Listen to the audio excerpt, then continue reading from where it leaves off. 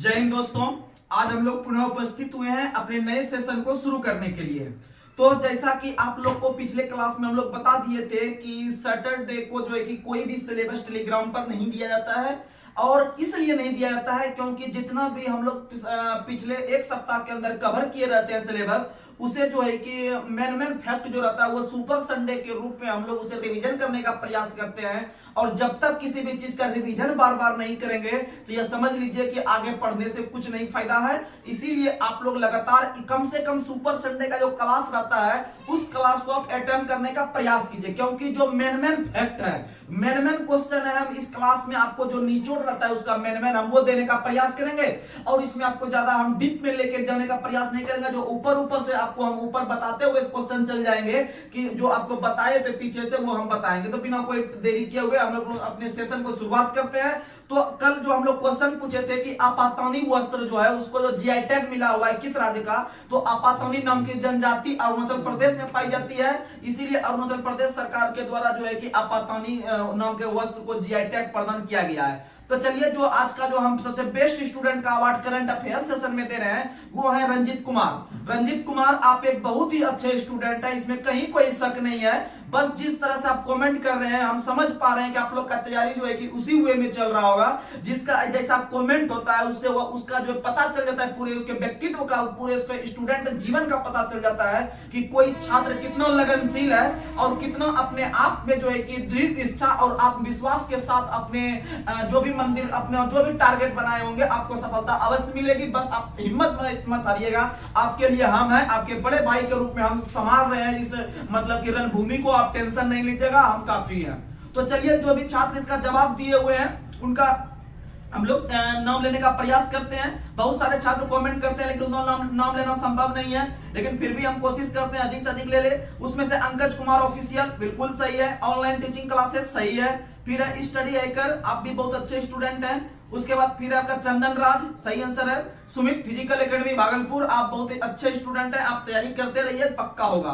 फिर है time to time भी अपना टाइम टू टाइम से चल रहे हैं। उसके बाद फिर है सुप्रिया युद्धवंशी, आप भी एक अच्छे स्टूडेंट हैं, आप भी एक अच्छे छात्र हैं, आप अच्छा से तैयारी कीजिए, जरूर होगा। उसके बाद फिर है आपके ऋषि सिंह सही है। फिर है कमलेश प्रसाद बिल्कुल सही है। उसके बाद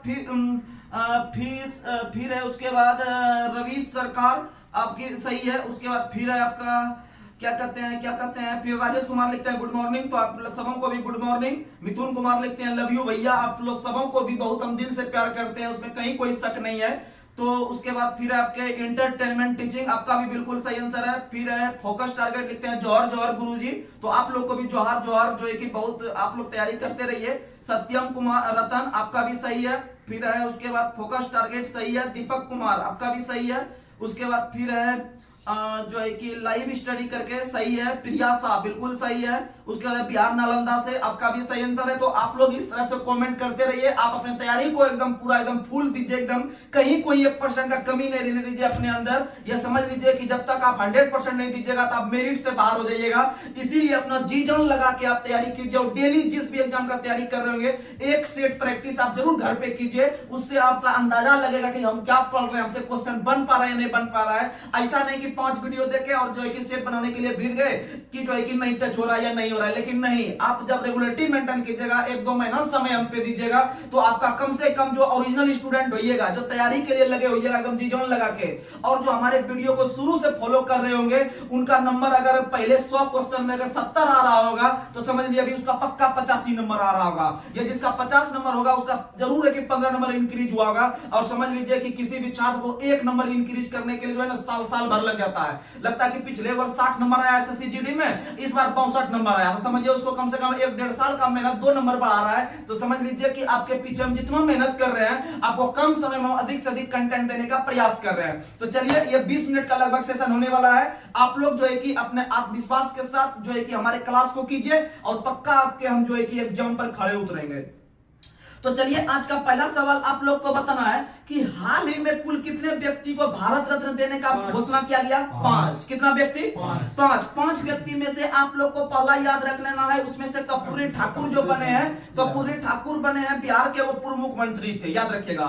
उसके बाद आपका लाल कृष्ण आडवाणी याद रखिएगा, चौधरी चरण सिंह याद रखिएगा, पीवी नरसिम्हा राव याद रखिएगा, उसके बाद एमएस स्वामीनाथन याद रखिएगा। और एमएस स्वामीनाथन जो बने हैं सबसे अंतिम भारत बने हैं अभी तक कुल 53 हस्तियों को भारत रत्न दिया जा चुका है, इसमें कहीं कोई शक नहीं है। और एमएस स्वामीनाथन को हरित क्रांति के जनक के रूप में जानते हैं और इनका निधन हाल ही में कुछ दिन पहले हो गया था और इसका संबंध तमिलनाडु से है, याद रखने का प्रयास कीजिएगा। आगे बढ़ते हैं।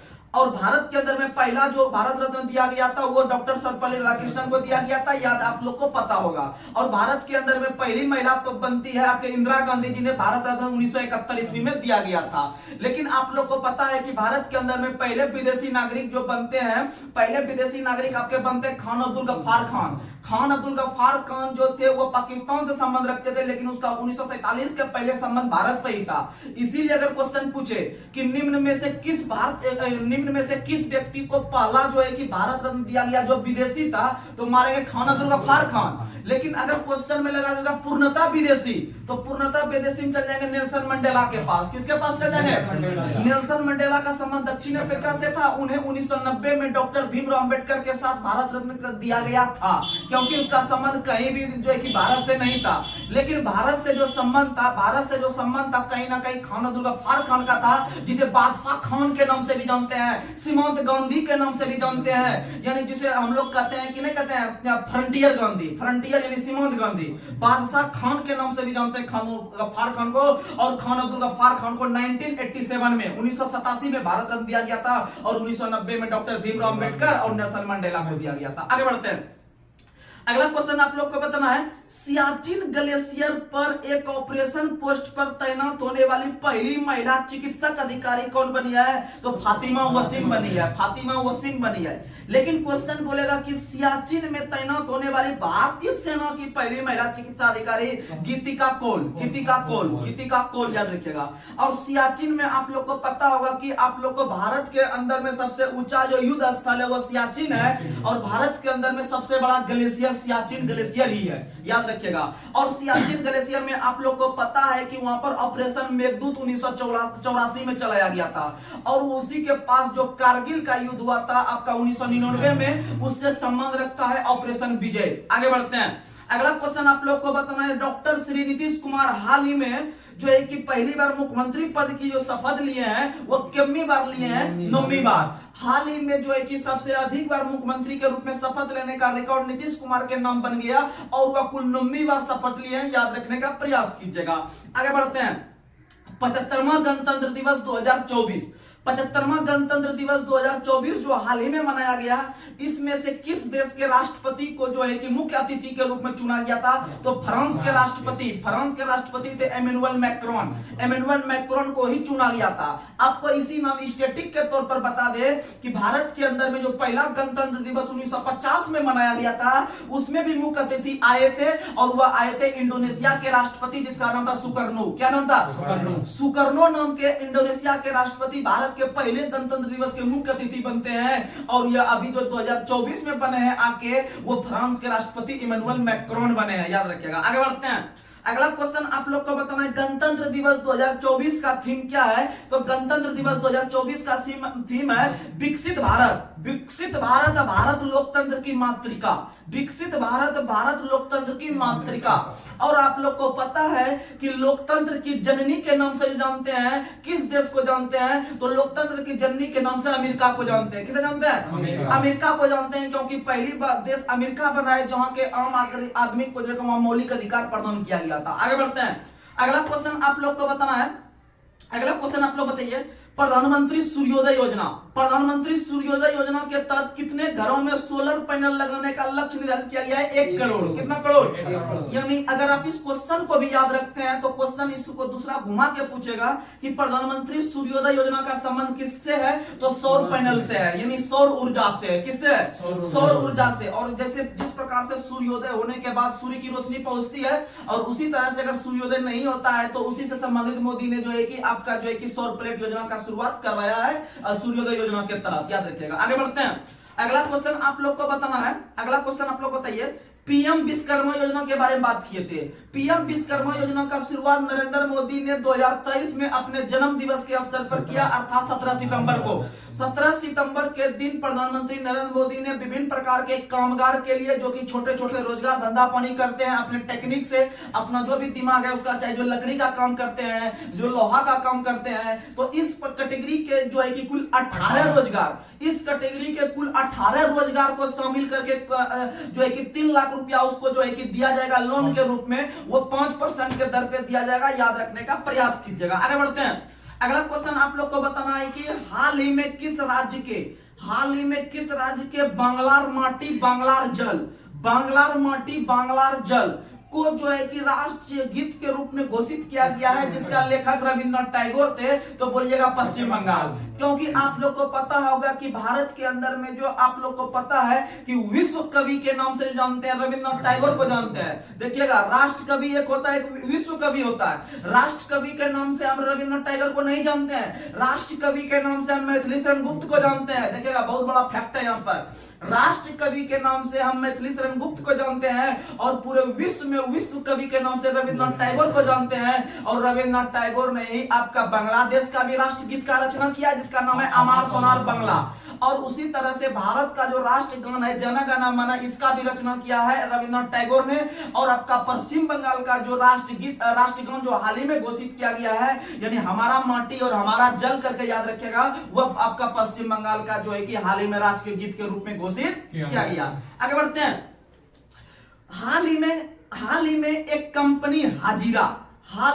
कंपनी हाजीरा ने भारत की पहली कार्बन फाइबर सुविधा रिलायंस इंडस्ट्री लिमिटेड के साथ स्थापित किया, जिसका संबंध किस राज्य से? गुजरात से। किस राज्य से? गुजरात से। याद रखिएगा, हाजीरा नाम की कंपनी गुजरात में कार्यरत है, और वह हाल ही में आपका कार्बन फाइबर सुविधा स्थापित किया। और यहीं से एक क्वेश्चन आपको बता देते हैं कि भारत का पहला जो कार्बन न्यूट्रल जो गांव बना है वह केरल में बना है। कहां बना है? केरल में बना है। याद रखिएगा, कार्बन करके आएगा तो केरल मारेंगे, कार्बन करके आएगा केरल। और 1 गांव 1 IS भी कहां है? केरल। 1 गांव 1 IS भी कहां है? केरल। और आप लोग को पता है कि फ्री इंटरनेट सुविधा देने का घोषणा भी किसने किया है? केरल ने किया है। केरल ने किया है, याद रखने का प्रयास कीजिएगा। आगे बढ़ते हैं। अगला क्वेश्चन आप लोग को बताना है। अगला क्वेश्चन, एनसीआरबी की एक रिपोर्ट के अनुसार भारत का सबसे सुरक्षित शहर कौन सा है? कलकत्ता। कौन सा बना है? कलकत्ता। सबसे स्वच्छ नहीं बोल रहे हैं, स्वच्छ बोलेंगे तो इंदौर हो जाएगा, स्वच्छ बोलेंगे तो इंदौर हो जाएगा। हम बोल रहे हैं सबसे जो है ना, मतलब सुरक्षा के मामले में सबसे बेस्ट शहर जो बना है वह कलकत्ता बना है। कौन बना है? कलकत्ता बना है। याद रखने का प्रयास कीजिएगा। आगे बढ़ते हैं। अगला क्वेश्चन आप लोग को बताना है। अगला क्वेश्चन आप लोग बताइए, भारतीय वानिकी संस्थान और शिक्षा परिषद की पहली महिला निदेशक जो बनी है वह कंचन देवी बनी है। याद रखिएगा, कंचन देवी बनी है। और यहाँ पर एक शब्द देखने के लिए मिला, वानिकी। और आप लोग को एक दिवस बता देते हैं कि भारत में जो वानिकी दिवस मनाया जाता है 21 मार्च को, यानी राष्ट्रीय वानिकी दिवस 21 मार्च को। और पर्यावरण दिवस 5 जून को याद रखने का प्रयास कीजिएगा। और आपको जो हम लोग मनाते हैं जो है कि 8 जून को महासागर दिवस, 8 जून को महासागर दिवस, 5 नवंबर को सुनामी दिवस, और 11 दिसंबर को पर्वत दिवस, और 9 सितंबर को जो मनाते हैं हिमालय दिवस, और 29 मई को जो मनाते हैं वो माउंट एवरेस्ट दिवस मनाते हैं। ये सब क्वेश्चन याद रखेगा। और 5 अप्रैल को जो मनाते हैं, 5 अप्रैल को मनाते हैं समुद्र दिवस। अगला क्वेश्चन आप लोग को बताना है, समलैंगिक विवाह। आगे किसी न किसी एग्जाम में आएगा। समलैंगिक विवाह को औपचारिक रूप से मान्यता देने और पंजीकृत करने वाला दक्षिण एशिया का पहला देश अपना नेपाल बना। कौन बना? नेपाल। और नेपाल के वर्तमान में राजधानी जो काठमांडू है, याद रखने का प्रयास कीजिएगा। और नेपाल का संविधान 2015 में लागू हुआ है। और आप लोग को पता है कि नेपाल कभी भी किसी भी देश का गुलाम नहीं बना। आगे बढ़ते हैं। अगला क्वेश्चन अगर पूछेगा कि पहला एशियाई देश कौन बना समलैंगिक विवाह को मान्यता देने वाला, तो ताइवान बना था। अगर पूछेगा पहला एशिया महाद्वीप में पहला, तो ताइवान, लेकिन दक्षिण एशिया में पहला नेपाल बना है। कौन बना है? नेपाल। आगे बढ़ते हैं। अगला क्वेश्चन आप लोग को बताना है, भारत का पहला ग्राफीन इनोवेशन सेंटर। इससे पहले आप लोग को बताए थे कार्बन के बारे में आएगा क्वेश्चन, तो केरल मारेंगे। कार्बन के बारे में आएगा क्वेश्चन, तो केरल मारेंगे, लेकिन कार्बन का ही एक अपर रूप है ग्राफीन, और ग्राफीन भी आएगा तो केरल ही मारेंगे। पहला ग्राफीन इनोवेशन सेंटर वो केरल में खुला है। आगे बढ़ते हैं। अगला क्वेश्चन, 16वें वित्त आयोग के अध्यक्ष कौन बने हैं? अरविंद पनगड़िया। 16वें वित्त आयोग के अध्यक्ष अरविंद पनगड़िया बने हैं, जिन्होंने एनके सिंह का स्थान लिया है। और अरविंद पनगड़िया वही अरविंद पनगड़िया हैं जो नीति आयोग के पहले जो है कि उपाध्यक्ष बने थे, याद रखने का प्रयास कीजिएगा। और भारत के अंदर में वित्त आयोग का गठन अनुच्छेद 280 के तहत भारत के राष्ट्रपति प्रत्येक 5 सदस्य को मिला के प्रत्येक 5वें वर्ष करते हैं।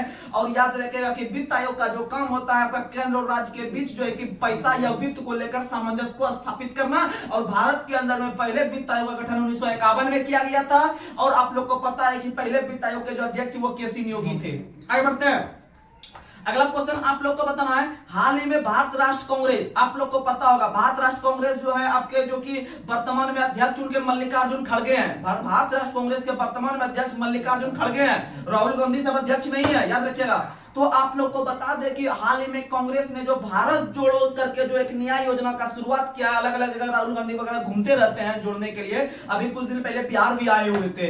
तो वो जो आए हुए थे, इसका शुरुआत जो किया था आपका कांग्रेस ने कि भारत जोड़ो न्याय यात्रा, इसका शुरुआत मणिपुर के थिबल जिला से किया था। मणिपुर के थिबल जिला, याद रखिएगा मणिपुर। और मणिपुर में एक झील बहुत फेमस है, लोकटक झील। लोकटक झील मणिपुर में है। और मणिपुर के लोकटक झील के अंदर ही विश्व का एकमात्र तैरता हुआ राष्ट्र पार्क है किबुल लामजाओ नेशनल पार्क। आगे बढ़ते हैं। अगला क्वेश्चन, अयोध्या हवाई अड्डे का नया नाम क्या रखा गया है? तो महर्षि वाल्मीकि एयरपोर्ट अयोध्या एयरपोर्ट का नया नाम है। और आप लोग को पता है कि अयोध्या जो नाम पड़ा है वर्तमान में वह फैजाबाद का नया नाम है। फैजाबाद का नया नाम है। और अयोध्या जो है वह सरयू नदी के किनारे है, याद रखने का प्रयास कीजिएगा। और अयोध्या में जो राम मंदिर का जो भव्य उद्घाटन किया गया और प्राण प्रतिष्ठा जो रखा गया, वह रखा गया था 22 जनवरी 2024 को। 22 जनवरी 2024 को याद रखने का प्रयास कीजिएगा। और इसमें जो कुल दिया जो जलाए गए थे उस दिन, कुल दिया जो जलाए गए थे कुल लगभग 22 लाख प्लस जलाए गए थे। आगे बढ़ते हैं। अगला क्वेश्चन आप लोग को बताना है। अगला क्वेश्चन, भारत ने किस वर्ष तक कुष्ठ रोग जिसको हम लोग नहीं करते हैं कि कोढ़ रोग कहते हैं, कुष्ठ रोग, तो याद रखिएगा कि कुष्ठ रोग जो होता है वह जीवाणु के द्वारा होता है। और कुष्ठ रोग को कोढ़ रोग भी कहते हैं। और कुष्ठ रोग का खोज जो किया था वह हैंसन नाम के व्यक्ति ने किया था। हैंसन नाम के व्यक्ति ने। इसीलिए क्वेश्चन पूछेगा कि निम्न में से किस रोग को हैंसन रोग के नाम से भी जानते हैं? तो कुष्ठ रोग लगाइएगा। कुष्ठ रोग को हम लोग कोढ़ रोग भी कहते हैं, जो जीवाणु से होता है।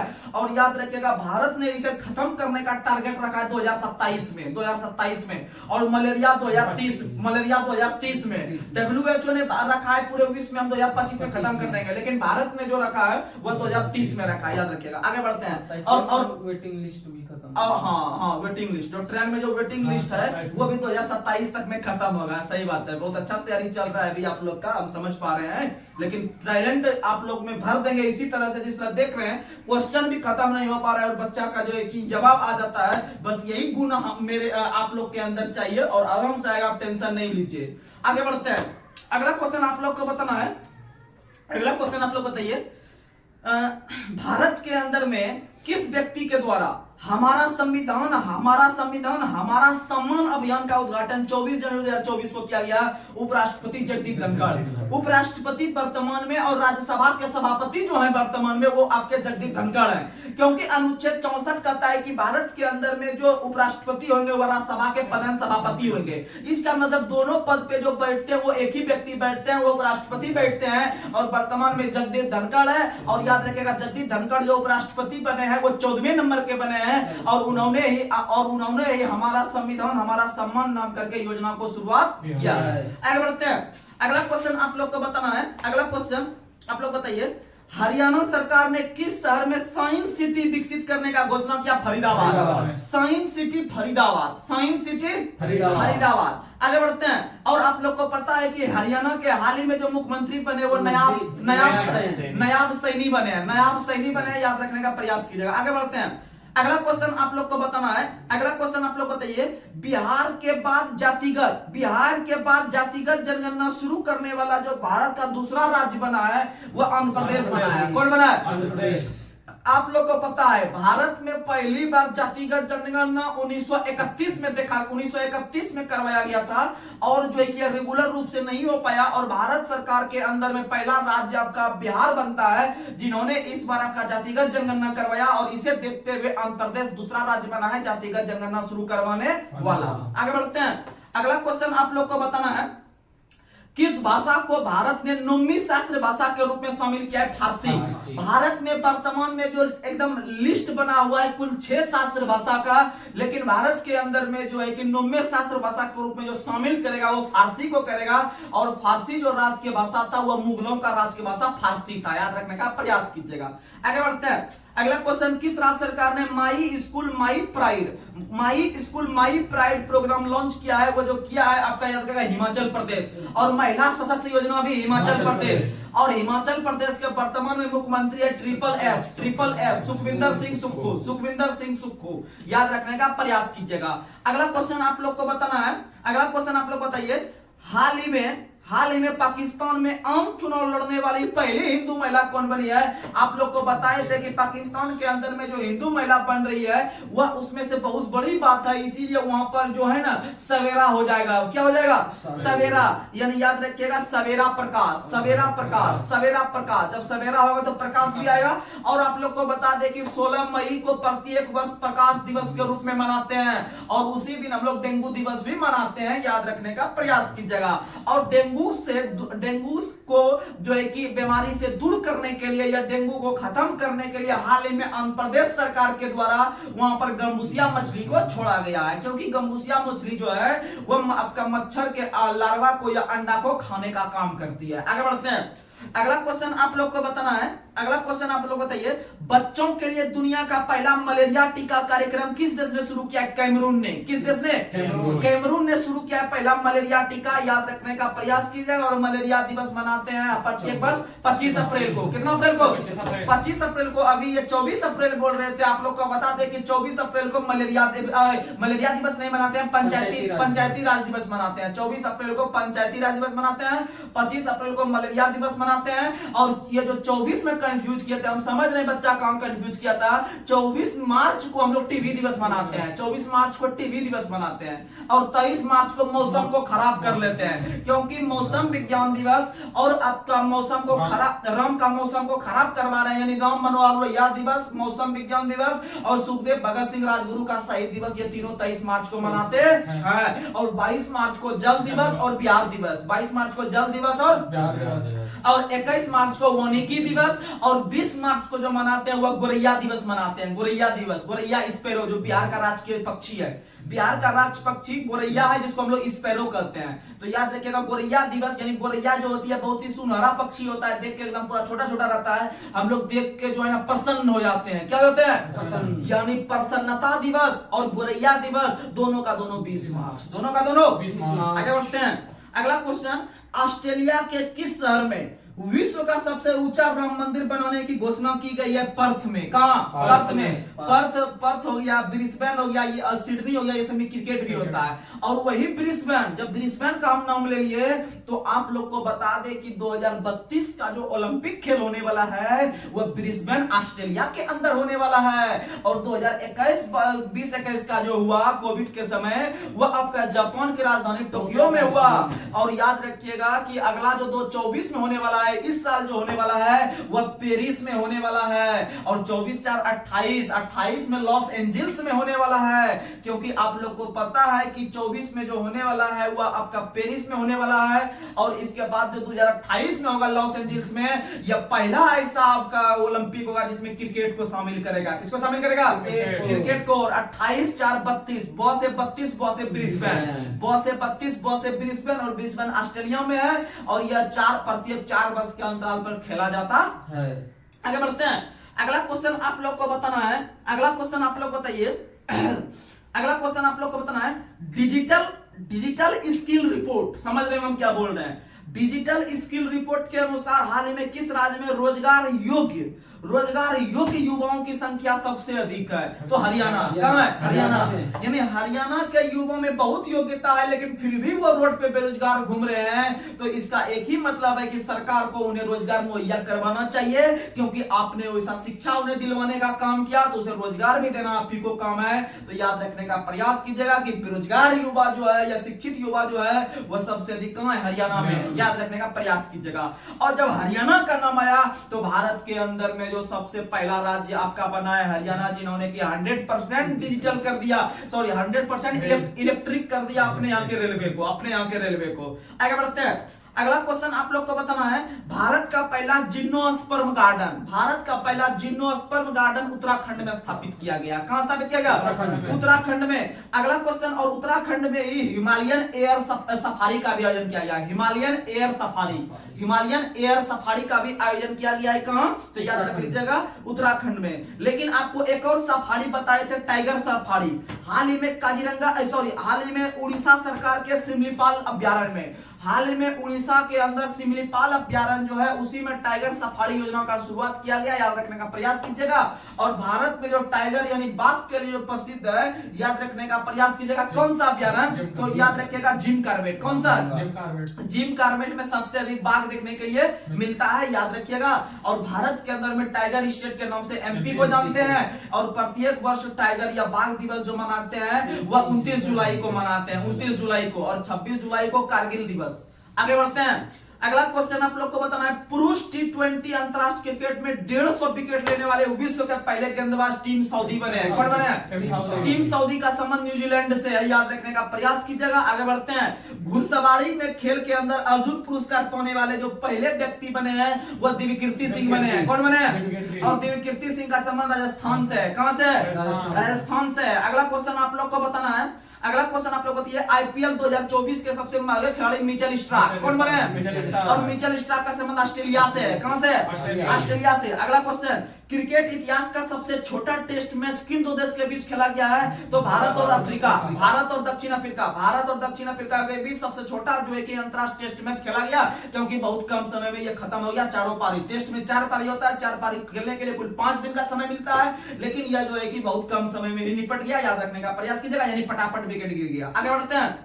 अगला क्वेश्चन आप लोग को बताना है, ग्रैंड स्लैम जीतने वाले, ग्रैंड स्लैम शब्द का संबंध जो है वो टेनिस से है। ग्रैंड स्लैम जो होता है वो टेनिस में होता है, याद रखने का प्रयास कीजिएगा। जैसे आप लोग को पता होगा कि ऑरेंज कप और जो आपका होता है ये आईपीएल में जो होता है ऑरेंज पर्पल कप होता है, पर्पल कप होता है। और ऑरेंज कप जो होता है ये ये आईपीएल में दिया जाता है। जैसे कि सबसे अधिक जो रन बनाता है उसको ऑरेंज कप दिया जाता है, और सबसे अधिक विकेट जो लेता है वो पर्पल कप दिया जाता है उसको। याद रखिएगा, याद रखिएगा। हाँ, मोहम्मद शमी आगे बोल रहे हैं। मोहम्मद शमी थोड़ा सा पढ़ लिया है ना, थोड़ा याद जो रहने लगा है मुझे, जो चल रहा है मेरा व्यवस्था, इसीलिए थोड़ा सा टैलेंटेड आ गया है बंदों में। लेकिन आप लोग भी अपने आप को जो है कि टक्कर दीजिए, अधिक से अधिक आप टेंशन नहीं लीजिए। आप लोग का भी अच्छा से हो रहा होगा, जो रेगुलर होइएगा, आराम से होगा, आप टेंशन नहीं लीजिए। तो आप लोग को बता दें, उसी तरह ग्रैंड स्लैम प्रतियोगिता होता है, आप लोग को पता होगा। जैसे आप लोग को पता होगा यूएस ओपन का नाम सुने होंगे, ऑस्ट्रेलियन ओपन का नाम सुने होंगे। वो जो ओपन आप लोग उसमें सुनते होंगे, रोजर फेडरर ने जीत लिया, तो नोवाक जोकोविच ने जीत लिया, तो ईगा स्विटेक ने जीत ली, यानी महिला है ईगा स्विटेक, ये सब नाम सुने होंगे। जैसे सेरेना विलियम्स हो गया, तो ये सब जो खेलती है ये टेनिस खेल खेलते हैं। तो याद रखिएगा, टेनिस खेल में ही आप लोग को पता है ग्रैंड स्लैम शब्द का यूज किया जाता है। और क्वेश्चन बना है यहाँ पर कि आपका ग्रैंड स्लैम जीतने वाले विश्व के सबसे उम्रदराज व्यक्ति जो बने हैं या पुरुष जो बने वो रोहन बोपन्ना बने हैं, जिसका संबंध भारत से है। कहां से?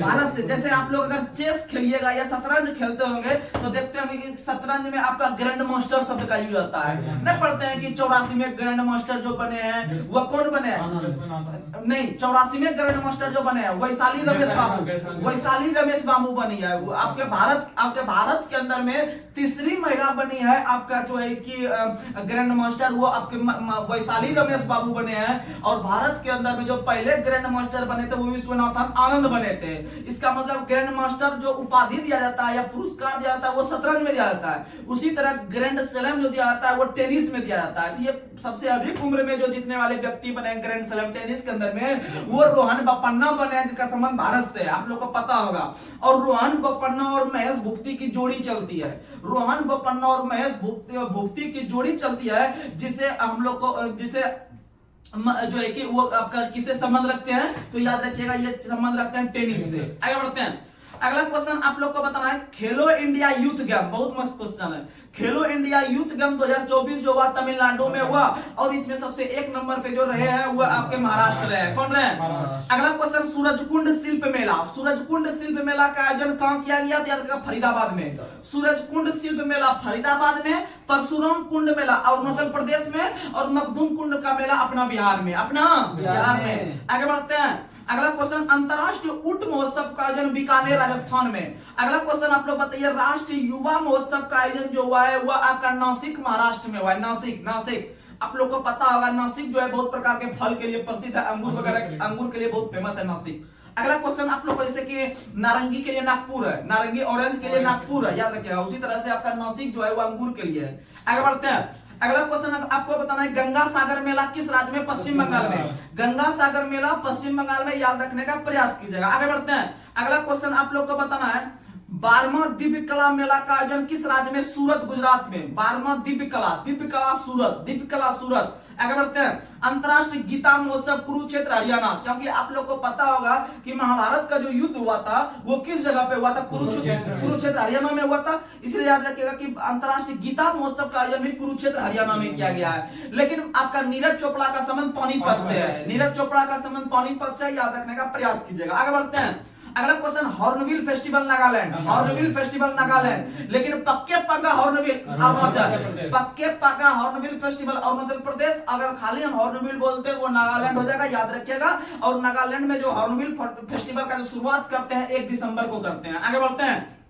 अगला क्वेश्चन आप लोग को बताना है, अगला क्वेश्चन, कंबाला महोत्सव का आयोजन किस राज्य में? कर्नाटक। को से कंबाला, को से कर्नाटक, अब को से काला, काला जो होता है वो भैंस होता है, यानी कि काला अगर आपसे पूछेंगे हम कंबाला महोत्सव जो है वह किसके लिए आयोजित होता है, तो याद रखिएगा भैंस की लड़ाई है। जैसे आप लोग को पता होगा कि सांड की लड़ाई जो होता है तमिलनाडु में जल्लीकट्टू तैयार के नाम से, उसी तरह से भैंसों की लड़ाई जो होती है वो आपका कंबाला कर्नाटक के अंदर में होता है, याद रखने का प्रयास कीजिएगा। दोनों पशु की लड़ाई है। उसी तरह से जो आपका सांड की लड़ाई है वह स्पेन का राष्ट्रीय खेल है, स्पेन का राष्ट्रीय खेल सांड की लड़ाई है, याद रखने का प्रयास कीजिएगा। आगे बढ़ते हैं। अगला क्वेश्चन आप लोग को बताना है, धनुर्जात्रा उत्सव किस राज्य में? तो आप लोग को हम यात्रा बताए थे 4 गो, यात्रा बताए थे 4 गो।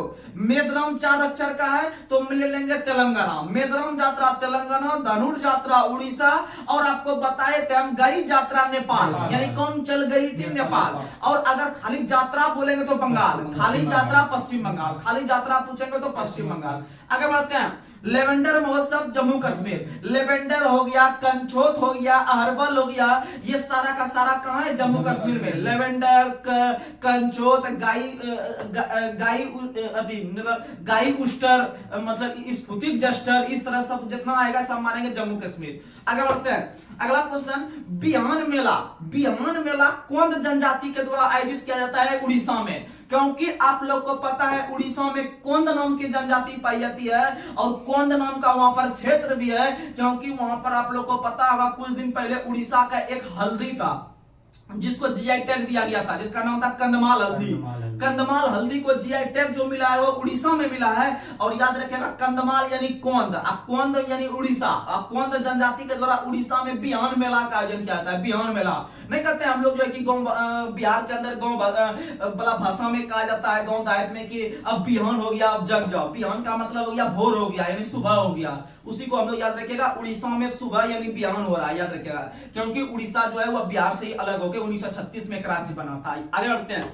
अगला क्वेश्चन आप लोग को बताना है, गज उत्सव का आयोजन किस अभ्यारण्य में किया गया? तो गज उत्सव का आयोजन जो किया गया है वह आपका असम के काजीरंगा में, असम के काजीरंगा में गज उत्सव का आयोजन किया गया है, याद रखने का प्रयास कीजिएगा। और आपको पता है कि एक सिंह वाला गेंडा के लिए आपका असम का ही काजीरंगा अभ्यारण्य प्रसिद्ध है। और प्रत्येक वर्ष जो आपका गेंडा दिवस या रैनो दिवस मनाते हैं, कल भी बताया है कि प्रत्येक वर्ष गेंडा दिवस 22 सितंबर को मनाते हैं, 22 सितंबर को मनाता है, याद रखिएगा 22 सितंबर को। को, याद रखिएगा। और 5 अक्टूबर को जो मनाते हैं, 5 अक्टूबर को जो मनाते हैं वह मनाते हैं डॉल्फिन दिवस। 5 अक्टूबर को डॉल्फिन दिवस, 5 अक्टूबर को डॉल्फिन दिवस। आगे बढ़ते हैं। अगला क्वेश्चन आप लोग को बताना है, भूमचू उत्सव किस राज्य में? सिक्किम में। भूमचू सिक्किम, भूमचू सिक्किम, भूमचू सिक्किम। और वहां का बहुत फेमस त्योहार है जिसका नाम है आपका लोसांग।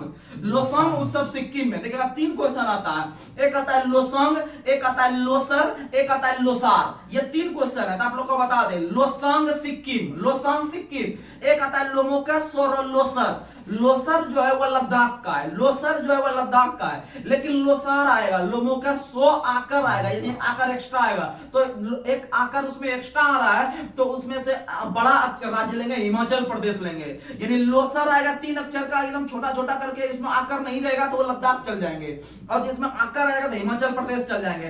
यानी लोसांग हो गया सिक्किम में, लोसर हो गया लद्दाख में, और लोसार हो गया हिमाचल में, लोसार हो गया हिमाचल में। और ये लोसर और लोसार 1000 बार क्वेश्चन पूछा है एग्जाम में, और लोसांग तो बहुत पुराना क्वेश्चन है। आगे बढ़ते हैं। अगला क्वेश्चन, खजुराहो नृत्य महोत्सव और मांडू मेला, ये दोनों का आयोजन कहां किया गया? मध्य प्रदेश में। कहां किया गया? मध्य प्रदेश में। क्योंकि आप लोग को पता है कि खजुराहो जो है वह आपका मध्य प्रदेश में स्थित है, और आप लोग को पता है कि मांडू नामक स्थान या मांडू नामक मेला या महोत्सव का आयोजन भी कहां होता है? मध्य प्रदेश में। और आप लोग को पता होगा कि एक थे तानसेन, तानसेन का नाम सुने होंगे, जो कि अकबर के दरबार में रहते थे। तानसेन जो कि मियां की मालार और मियां की टूरी नाम का रचना भी किया था, तो जिसे अकबर ने जो है कि कंठाभरण विलास की उपाधि भी दिया था जो है कि तानसेन को। तो आप लोग को बता दें, तानसेन पुरस्कार या तानसेन महोत्सव का शुरुआत भी जो एमपी में किया गया है, इनका संबंध एमपी से था, याद रखिएगा। और तानसेन जो है कि पुरस्कार जो मध्य प्रदेश में शुरू किया था 1980 से शुरू किया, याद रखिएगा 1980 से, याद रखिएगा। आगे बढ़ते हैं। अगला क्वेश्चन आप लोग को बताना है, तुरग्या महोत्सव का आयोजन किस राज्य में? अरुणाचल प्रदेश। तुरग्या महोत्सव अरुणाचल प्रदेश, तुरग्या महोत्सव अरुणाचल प्रदेश। आगे बढ़ते हैं। अगला क्वेश्चन आप लोग को बताना है, अगला क्वेश्चन आप लोग बताइए, वर्तमान में ट्राई के अध्यक्ष कौन है? अनिल कुमार लोहाटे। ट्राई के अध्यक्ष अनिल कुमार लोहाटे। अगला क्वेश्चन आप लोग को बताना है, फिक्की के अध्यक्ष अनीस शाह। फिक्की जो है वह व्यापार करने वाली है, और व्यापार जो करती है सबसे अधिक शाह नाम का कास्ट करता है, यानी अनीस शाह हो गया फिक्की का अध्यक्ष। और फिक्की एक ऐसा संगठन है जिसका स्थापना महात्मा गांधी के कहने पे किया गया था 1927 में, 1927 में। आगे बढ़ते हैं। अगला question, press trust of India, Shanta, press Shanta, press Shanta. आगे बढ़ते हैं। अगला क्वेश्चन, सोमनाथ ट्रस्ट के मंदिर का अध्यक्ष नरेंद्र मोदी। सोमनाथ ट्रस्ट के अध्यक्ष नरेंद्र मोदी। आगे बढ़ते हैं। अगला क्वेश्चन आप लोग को बताना है, एलआईसी के प्रबंध निदेशक जो बने हैं, आप लोग को पता होगा कि एलआईसी के जो बनाते हैं आदमी, उसको जो ऊपर जाने का डर रहता है, यानी उनको स्वामी के पास जाने का डर रहता है, इसीलिए दोराई स्वामी एलआईसी के एमडी है, एलआईसी के एमडी है। और एलआईसी का स्थापना 1956 में किया गया था, याद रखिएगा। और जीआईसी का स्थापना 1972 में। आगे बढ़ते हैं। यूपीएससी का अगर तैयारी कर रहा है आपको मन से करना पड़ेगा, मन से, यानी मनोज सोनी, यूपीएससी मनोज सोनी, इसका उल्लेख अनुच्छेद 315 में। आगे बढ़ते हैं। अगला क्वेश्चन आप लोग को बताना है, वर्तमान में नाबार्ड के अध्यक्ष कौन है? साजी केवी। नाबार्ड के अध्यक्ष हैं साजी केवी, याद रखिएगा, नाबार्ड के अध्यक्ष साजी केवी। और इसका स्थापना शिवरमन कमेटी पर 1982 में 6ठी पंचवर्षीय योजना के तहत। आगे बढ़ते हैं। ओएनजीसी के अध्यक्ष अरुण सिंह, ओएनजीसी अरुण सिंह। ओपेक का बोलेंगे तब अलगीस होगा, ओपेक जो बोलेंगे अंतरराष्ट्रीय संस्था तब बोलेंगे जो है कि अलगीस, ओपेक का अलगीस। अगर बोलेंगे ओएनजीसी यानी ऑयल नेचुरल गैस कॉर्पोरेशन, तो इसका स्थापना जो हुआ था 1956 में ओएनजीसी का, इसका मुख्यालय देहरादून में है, और वर्तमान में इसके अध्यक्ष है अरुण कुमार सिंह। लेकिन अगर अरुण कुमार मिश्रा बोलेंगे तो वो हो जाएंगे आपके राष्ट्रीय मानवाधिकार आयोग के अध्यक्ष अरुण कुमार मिश्रा, याद रखिएगा। और मानवाधिकार दिवस 10 दिसंबर को मनाते हैं। आगे बढ़ते हैं।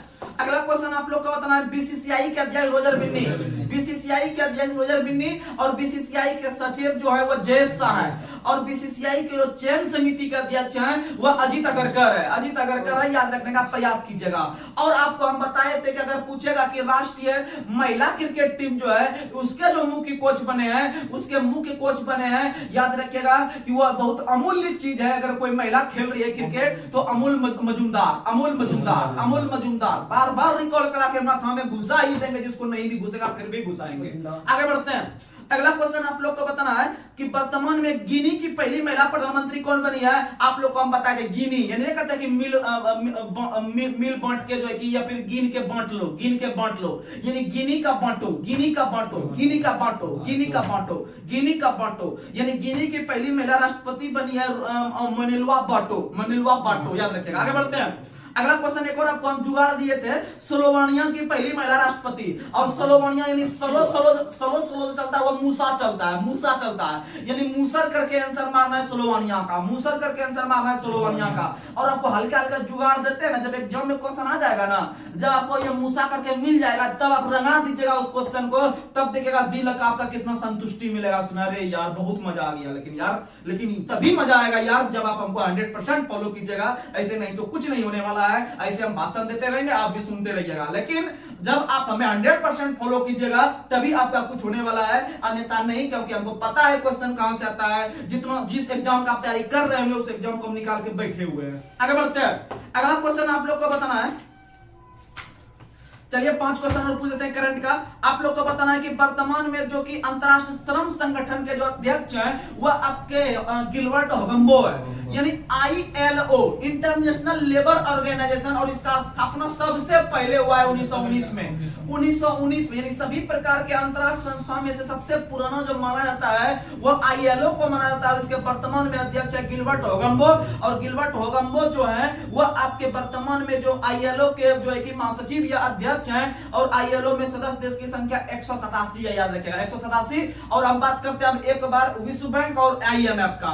तो विश्व बैंक और IMF दोनों का स्थापना जो हुआ है 1944 में ब्रेटन वुड्स समझौता के तहत हुआ है, और उसमें से जो सबसे पहले हुआ है आपका विश्व बैंक का हुआ है। विश्व बैंक का स्थापना 1944 में, और 1945 में IMF का स्थापना, लेकिन दोनों का हुआ है आपका जो है कि ब्रेटन वुड्स समझौता के तहत। और याद रखिएगा कि वर्तमान में आप लोग को बता दे 1944 में विश्व बैंक है, तो विश्व बैंक में एक अंक कम है। 1945 में IMF है और 1944 में विश्व बैंक है, तो विश्व बैंक में एक कम है, तो यानी कि इसका क्रम में, यानी कि इसका स्थापना वर्ष में एक वर्ष कम है। और जब इसमें सदस्य संख्या देंगे तो उसमें भी एक कम कर देंगे विश्व बैंक में। विश्व बैंक में सदस्य देश 189 कर देंगे, और IMF में 190 कर देंगे। IMF में कितना कर देंगे 190, और IMF के जो वर्तमान में 190वां सदस्य देश बना है वो अंडोरा बना है। कौन बना है? अंडोरा बना है। और आपका नौरू जो बना है वह विश्व बैंक का 189वां, और वही नौरू जो कि आपका ऑस्ट्रेलिया महाद्वीप का सबसे छोटा देश है। विश्व का सबसे बड़ा महाद्वीप एशिया है, सबसे छोटा महाद्वीप ऑस्ट्रेलिया है, और ऑस्ट्रेलिया में से भी सबसे छोटा देश नौरू है। सबसे छोटा देश कौन है? और ऑस्ट्रेलिया महाद्वीप में सबसे बड़ा देश खुद ऑस्ट्रेलिया है। आगे बढ़ते हैं। तो इस तरह का आप लोग का सेशन ये करंट अफेयर से कैसा लगा, आप लोग इसे अच्छा से पढ़ने का प्रयास कीजिएगा। तो आज के सेशन हम यही समाप्त करते हैं। आपको इसमें कोई भी हम लास्ट प्रश्न नहीं पूछेंगे। जब आज हम रात में 10 बजे हम डेली जो है कि आपका अगले दिन का सिलेबस डाल देते हैं। प्लीज आपसे हम हाथ जोड़ के यह नम्र निवेदन करते हैं कि आप लोग उस सिलेबस को कम से कम एक बार पढ़ने का प्रयास कीजिए। जब आप एक बार पढ़ के आप इस वीडियो को देखिएगा तो आपको कुछ अलग मजा आएगा और अलग दिमाग में सेट होगा। ऐसे कुछ नहीं होता है, आप एक बार भरोसा कर लीजिए मेरे ऊपर, जिस तरह किए हैं आप इसे बरकरार रखिए, आपको सफलता हम दिलाएंगे, आप टेंशन नहीं लीजिए। तो चलिए आज के सेशन को हम यही समाप्त करते हैं। तब तक के लिए जय हिंद, जय भारत।